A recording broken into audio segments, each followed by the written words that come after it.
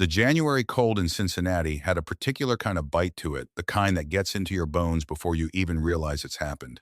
I remember standing on the cracked sidewalk outside Mercer's Chop House, the finest restaurant in the city, in my old gray wool coat with the fraying left cuff. My breath made small clouds in the frozen air. Inside, through the frosted glass, I could see the warm amber glow of candlelight and the silhouettes of people who believed that money made them better than the rest of us. My son-in-law, Preston, had arranged this dinner. He called it a family introduction. I called it an audition. I buttoned my coat to the top and pushed through the door. Now, sons and daughters, I want you to understand something before I tell you what happened that night. I have spent the last 40 years building something from nothing.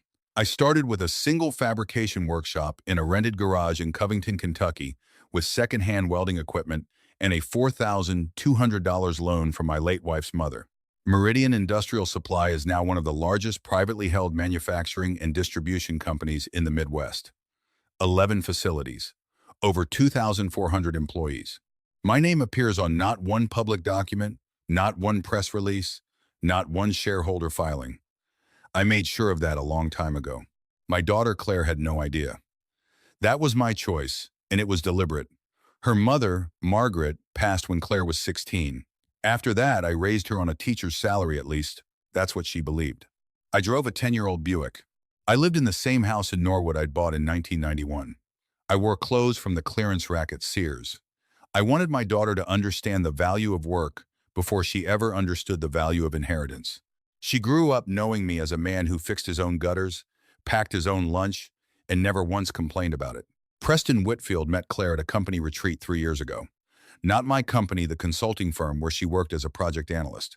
He was handsome, confident, the kind of man who fills a room just by straightening his tie. They were engaged within 8 months. I had concerns from the beginning, but I kept them to myself. A father who interferes in his daughter's love life too soon only pushes her further away. I learned that lesson the hard way, and I wasn't going to repeat it. What I didn't tell Claire, what I didn't tell anyone, was that 6 months before that dinner at Mercer's Chop House, Preston had been appointed CEO of Meridian Industrial Supply. He had no idea the company belonged to me. None. My board of directors handled everything through a management holding structure with a different name on the letterhead. The CEO search was conducted by an outside firm. Preston was recruited on his merits. He had a strong operations background, 2 successful turnarounds at mid-sized manufacturers, and the kind of self-assurance my board found compelling. I reviewed his file like every other candidate. I approved the hire. I told myself it was a coincidence that felt like fate. But fate, I have learned, rarely comes without a lesson attached. I walked into Mercer's Chop House that night in my gray coat, my older dress shoes with the scuff on the right toe that I'd polished but not replaced. The hostess glanced at me the way people sometimes do a quick evaluation, a small invisible verdict. I smiled at her and gave my name. Preston's parents were already seated. Gerald and Sylvia Whitfield. Gerald had made his money in commercial real estate and hadn't let a single person forget it in 30 years. He was wearing a suit that cost more than most people's monthly rent. Sylvia had her hair done in a way that suggested significant investment and minimal warmth. When I arrived at the table, Gerald looked up from his menu, looked at my coat, looked at my shoes, and looked back at his menu. He did not stand. He did not extend his hand. He simply said, "You must be the father, the way you might identify a piece of furniture you didn't order." Sylvia offered me a smile that was really more of a performance. "Claire speaks so fondly of you," she said. "She says you were a teacher." "Retired," I said, and sat down. What followed over the next 2 hours was one of the most deliberate social exercises I have ever experienced. Gerald ordered a bottle of wine without asking anyone's preference and made a point of discussing its vintage. He mentioned his vacation home in Hilton Head twice. He referenced his golf club membership once and his box seats at Great American Ballpark twice more. He asked me at one point whether I had any investments in a tone that suggested he already knew the answer and found it vaguely amusing. I told him I had a small savings account and a modest pension, which was true. The company was never in my name. Preston sat at the head of the table and said little, but I watched him. I have spent 40 years reading people across negotiating tables, and what I read in Preston Whitfield that night was not love for my daughter. It was management. He managed her in the same way he managed everyone else, with calibrated warmth, strategic attention, and the quiet assumption that he was always the most important person in any given room. Claire laughed at his jokes a half-second before they were funny. I noticed that. Near the end of the meal, Gerald slid a small, cream-colored envelope across the table toward me. He did it the way you tip a valet casually, without making eye contact, as if the gesture were too small to require acknowledgement. I looked at the envelope. I did not touch it. "A little something," Gerald said, finally meeting my eyes. "For the father of the bride, we understand things have been modest. Preston takes care of people who matter to the family." I let the envelope sit there for a long moment. Then I pushed it back across the white tablecloth until it rested against his bread plate. "Keep it," I said. "I don't need taking care of." The table went quiet in the way that rooms go quiet when something true has been said out loud. Claire looked at me. I gave her a small smile, the one I used to give her when she was 9 years old and scared of a thunderstorm. It meant, "Everything is fine, I promise." After that night, I went home and sat in my kitchen for a long time. I was not angry. I want to be clear about that, sons and daughters. Anger is a luxury I stopped affording myself sometime in my 50s. What I felt was a deep and familiar alertness, the same feeling I got in 1987 when a material supplier tried to double bill me, and I noticed the discrepancy in the third column of a spreadsheet at 11 o'clock on a Tuesday night. It was the feeling of something being wrong beneath the surface, like a structural crack you find by pressing the right place on the wall. I called my CFO the next morning. His name is Ray Tillman, and he has been with Meridian for 22 years. I told him I wanted a quiet internal audit of the executive expense accounts. I told him to start with the last 18 months. I told him to keep it between the two of us. Then I waited. Waiting is something people misunderstand. They think it's passive. It isn't. Waiting, when done correctly, is the most active thing a person can do. It requires discipline, precision, and the willingness to let the truth arrive on its own schedule, rather than forcing it to come before it's ready. 3 weeks later, Ray called me at 7 in the morning. He said, "Walter, I need you to come in." I drove to the Covington facility, the original one, the one with my initials still scratched into the concrete floor of the old garage bay, and I sat across from Ray at a folding table in the back office, and he opened a manila folder and laid it flat in front of me. The numbers were not subtle. Over 14 months, approximately $2.3 million had been redirected from what Preston had classified as strategic development reserves into a series of vendor accounts that Ray's team could not verify as legitimate. The payments were structured in amounts just under the threshold that would trigger automatic review, each one signed off by the CEO. Ray had pulled the corresponding vendor registrations. 3 of them traced back to a holding company registered in Delaware 2 months after Preston was hired. The holding company's registered agent was Gerald Whitfield. I sat with that information for what I imagine was about 90 seconds. Ray didn't say anything. He's a good man. He knew I needed the quiet. Then I closed the folder and said, "Get me Thomas."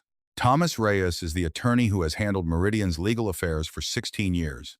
He is meticulous, unshakable, and has a particular gift for constructing situations in which the truth becomes unavoidable for everyone involved at precisely the right moment.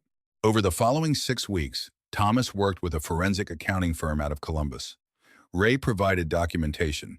Together they built a case that was, in Thomas's words, airtight in every room. The Delaware Holding Company had received Meridian funds. Those funds had been used to purchase, among other things, a BMW X7 registered to Sylvia Whitfield, renovation work on the Hilton Head property, and a series of jewelry purchases that a receipt trail connected directly to a boutique in Hyde Park that Sylvia frequented. I thought about Claire during those 6 weeks. I thought about her a great deal. She called me every Sunday, as she always had. We talked about ordinary things, a book she was reading, a restaurant she'd tried, the neighbor's dog that kept getting into her garden. She sounded happy in the way people sound happy when they are working very hard not to look at something they're not ready to see. I know that sound. Her mother had it for a while, near the end, before she finally allowed herself to grieve. I did not tell Claire what I knew. Not yet. That was the hardest discipline of all. What I did do was have a quiet conversation with Claire one Sunday afternoon in February, sitting at my kitchen table with coffee. I didn't lead with anything dramatic. I just asked her, gently, how things were going at home. Really going. She was quiet for a moment. Then she said, "Dad, does it ever bother you when someone makes you feel like you're lucky they're paying attention to you?" I said, "Tell me more about that." She talked for 40 minutes. She talked about the way Preston corrected her in front of his colleagues. She talked about a weekend trip she had planned for their anniversary that he had canceled without discussion because something came up at work. She talked about the way his parents treated Sunday dinners like board, evaluations, and how she always seemed to come up short. I listened. I did not offer solutions. I did not volunteer what I knew. But at the end, when she looked at me with her mother's eyes and said, "Am I being too sensitive?" I reached across the table and put my hand over hers and said, "You are one of the least sensitive people I have ever known. What you are is honest. And sometimes the world makes honest people feel like that's the problem." She held onto my hand for a long time after that. The annual Meridian Leadership Gala was scheduled for the second Friday in March. It was held every year at the Cincinnati Art Museum, my idea, originally, because I believe that the people who build things deserve to celebrate in beautiful spaces. 240 attendees, senior staff, plant managers, department heads, long-tenured employees who had been with the company since the Covington days. Preston, as CEO, was the guest of honor. He had been building toward this event for weeks. I knew this because Ray kept me informed. Preston had arranged a special presentation for himself, a 15-minute segment where he would outline his vision for Meridian's next decade. He had new business cards printed. He had arranged for a local business magazine photographer to attend. He did not know that Thomas Reyes had been in contact with the FBI's Financial Crimes Unit in Cincinnati for the preceding 3 weeks. He did not know that 2 federal investigators had been briefed on the complete documentation package. He did not know that their attendance at the gala had been quietly arranged. He did not know, still, who owned the company. I wore a charcoal suit that evening. I had owned it for 11 years. It fits well because I have not changed much in 11 years, which I consider one of my modest achievements. I arrived early and stood near the back of the main gallery. Beside a sculpture, I have always liked a bronze rendering of 2 hands, one older and one younger, passing something between them. The docent who installed it told me once that the artist intended it to represent inheritance. I always thought it represented trust. Gerald and Sylvia arrived 20 minutes into the cocktail hour. I watched them work the room with the confidence of people who believe every room has been arranged for their benefit. Sylvia was wearing a necklace I recognized from the receipt documentation Thomas had shown me. Gerald shook hands with senior managers he had never met, as though he were the one who had built something. Preston arrived with Claire on his arm. She was wearing a blue dress, her mother's pearl earrings. She looked beautiful and slightly nervous, the way she used to look before school recitals. I made my way to her through the crowd. When she saw me, her face did what it has always done. It relaxed. Just slightly, the way a knot loosens when the right amount of pressure is released from the right direction. "Dad," she said, and hugged me.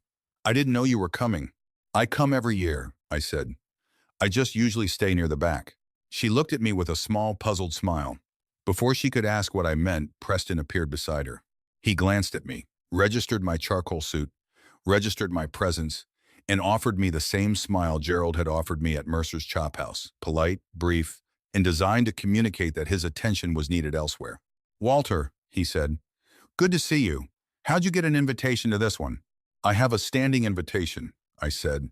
At 8:15, Thomas approached the microphone at the front of the gallery and introduced himself as Meridian's general counsel. He said there was a brief matter of company business to address before the evening's program. He asked for everyone's attention. The room quieted. Thomas spoke for 4 minutes. He outlined, in precise and measured language, the results of an internal forensic audit. He named the amounts. He named the vendor accounts. He named the Delaware holding company. He did not editorialize. He did not raise his voice. He simply stated facts the way a good attorney states facts as things that exist, whether or not anyone in the room finds them convenient. I watched Preston's face. I have watched a great many faces across a great many tables in my life, and I will tell you that there is a particular expression people wear in the moment. They understand that the ground beneath them has already given way. They just haven't fallen yet. It is not rage, and it is not fear. It is a kind of stillness, like a clock that has stopped mid-tick. Gerald had a different expression. Gerald looked across the room and found me. I do not know exactly when he made the connection, perhaps Thomas's introduction, perhaps something else, but when our eyes met, I saw the moment of recognition arrive. It was not a pleasant thing to witness, but it was a necessary one. 2 federal agents who had been standing near the side exit moved toward Preston. They were quiet about it. They were professional. Preston did not make a scene. I will give him that. He went with them without raising his voice, and the room parted around him the way rooms do when something irrevocable is in motion. Sylvia said something sharp and started toward the agents. Gerald put a hand on her arm. For the first time all evening, he looked like a man who understood that the night did not belong to him. Claire stood very still in the middle of all of it. I went to her. She was looking at the door through which Preston had just walked, and her face held something I recognized. Not grief exactly, not yet, but the beginning of a reckoning. The moment when a person starts to understand that what they thought was solid was built on someone else's calculations. I stood beside her. I didn't say anything for a moment. Then she looked at me. "Dad," she said, "what is happening?" I said, "Something that should have been stopped sooner. I'm sorry it took me as long as it did." She looked around the room at the Meridian employees, at the plant managers she recognized from Preston's stories, at Thomas still standing at the microphone, and I could see the pieces assembling themselves in her mind. She is her mother's daughter in many ways, but her mind is entirely her own. Sharp, methodical, unhurried, even when the situation demands urgency. She said very quietly, "How long have you owned this company?" I said, 40 years. She was quiet for a long time. The gala continued around us. People were talking, staff were moving, the normal life of a room reasserting itself after a disruption. But where we stood, there was a stillness that belonged only to us. Finally, she said, "Why didn't you tell me?" I had been preparing for that question for a long time. Not preparing an answer designed to deflect or impress, just preparing the true one. "Because I wanted you to be the person you are," I said. "Not the person that kind of money makes people become. You became exactly who I hoped you would. That was more important than any of the rest of it." She looked at me for a long moment with her mother's eyes. Then she said, "I have a lot of questions." I said, "I know. I have all the time in the world." She took my arm, the way she used to when she was small, and we walked to the park on Saturday mornings. And we stood together in the middle of that beautiful room while the night moved around us. In the weeks that followed, the legal proceedings moved with the steady inevitability of things that are well documented. Preston was charged with wire fraud and misappropriation. Gerald faced charges as a co-conspirator through the Delaware Holding Company. The case was not complicated. Thomas had done his work thoroughly, and thoroughly done work has a way of making things simple. Claire filed for divorce on a Tuesday morning. She called me afterward, not crying, just quiet. She said, "I keep thinking I should feel worse than I do." I told her that was not a problem. That was information. She came to stay with me for a while, in the house in Norwood. We had dinners at the kitchen table like we used to when she was in high school, and it was just the two of us. I made the same 4 meals I have always made. She made coffee in the mornings. We watched the news. We took walks. One evening she asked me to tell her about the company. The whole story from the beginning. The garage in Covington, the second-hand welding equipment, the $4,200 loan. I told her all of it. She listened the way she used to listen to her mother, read to her still, and completely present, not rushing toward the end. When I finished, she was quiet for a while. Then she said, "All those years driving that Buick, it ran fine," I said. "Dad," she shook her head. But she was almost smiling. "I have thought a great deal, since then, about what it means to keep a secret and what it means to tell the truth. I kept a secret from my daughter for 20 years, and I would not do it differently, because the woman sitting across from me at that kitchen table, self-sufficient, clear-eyed, unbroken, is the reason the secret existed in the first place. You protect what matters most in the way that matters most. Sometimes that means not telling someone how much you have. Sometimes it means waiting long enough for the truth to land at exactly the right moment." Preston is no longer with the company. His office on the 4th floor of our Covington headquarters has been converted into a training room for junior managers. I put a whiteboard on the wall where his degrees used to hang. I thought that was appropriate. Meridian is doing well. We promoted from within a woman named Denise Carver, who has been with the operations division for 17 years and knows the floor of every one of our 11 facilities by name. The employees trust her. That matters more than any credential. I still drive the Buick. It has 210,000 miles on it, and it starts every morning, which I consider a reasonable metaphor for most things worth keeping. Claire is building something new. She has started consulting independently, using everything she knows and everything she learned, including the hard parts. She came into my office last month and sat across from my desk and asked me, with complete seriousness, whether I thought she had the temperament for operations management. I told her what I told every person I ever promoted. The question isn't temperament. The question is whether you care more about the work than you care about the credit. She thought about that for a moment. Then she said, I think I got that from you. I told her she got it from her mother. And I meant both things equally.